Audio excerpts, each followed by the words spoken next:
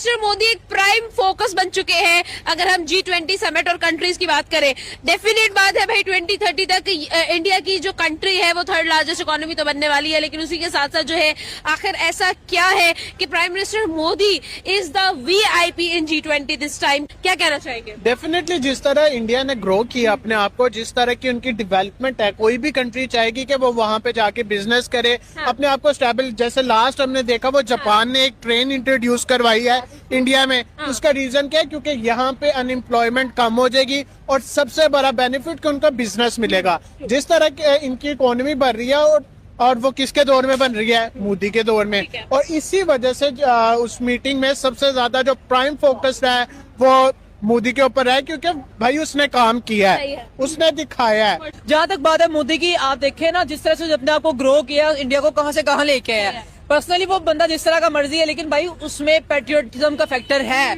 अपनी कंट्री से मोहब्बत है, वो अपनी कंट्री के लिए इतना कुछ कर रहा है। चाहे वो आप देख लें कोई भी चीज है, सबसे देखें सबसे पहली बात है कि आप में जज्बा किसी चीज का होना चाहिए। आपसे वतन में मोहब्बत होगी ना तो आप हर वो काम करोगे जिससे आपको लगता है कि यार हमारे वतन का कोई फायदा है। और इकोनॉमिकली इंडिया को इतने बड़े, मैं कहता हूँ बहुत बड़ा एक सेल्फ उनके लिए एक पॉइंट है, पॉइंट ऑफ ऑनर है उनके लिए कि भाई ये कोई छोटी बात थोड़ी है। उन्होंने रिकॉग्नाइज किया जिस तरह से VIP ट्रीटमेंट दिया उसको, तो ये बहुत बड़ी बात है। मोदी डिजर्व करता है, अगर इस तरह से उनको मिल भी रहा है तो मच मोर मैं कहता हूँ मिलना चाहिए, क्योंकि जिस तरह से उन्होंने अपने आप को ग्रो किया है, इंफ्रास्ट्रक्चर चाहे वो उनकी टेक्नोलॉजी है, चाहे स्पोर्ट्स है, एनीथिंग, उसने हर चीज को ओवरटेक किया, तो I think he is deserving for that.